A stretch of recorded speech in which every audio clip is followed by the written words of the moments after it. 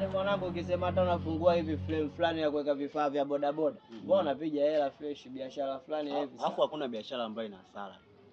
Tuliza akili, faida tunapata. Yaani muhimu kujitoa tu. Ukijitoa kila kitu kinawezekana. Ana vijana sasa hivi tukishirikiana lazima tuweze kwa sababu idea yako Dada. tofauti na Mambo. Mzima? Mzima. Samahani, naweza kuongea kidogo? Sasa basi ngoja kuna mtu namweka ndio tunageuka. Nipo na wenzangu pale nini? Nakusikilizia. Haya, kwa nakuja. Sichelewi. Haya.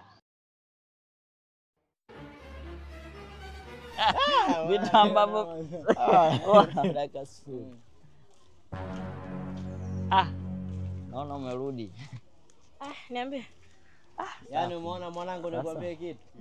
Umeona ni wanaume hivi kama sisi washikaji tukisema tushare mwanamke mmoja. Mbona inawezekana tuna Kwanza unyama, mimi kama una shemeji yangu mpya mimi usinionyeshe.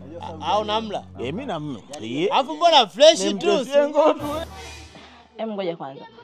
Wale ni rafiki zako? Niko nao. Wewe andika namba tu hapo afu then tuta. Siwezi. Yaani kama ni marafiki zako na kampani yako siwezi. Mambo ya kushare sio nini mshika. Mambo ya mara hata siutaki.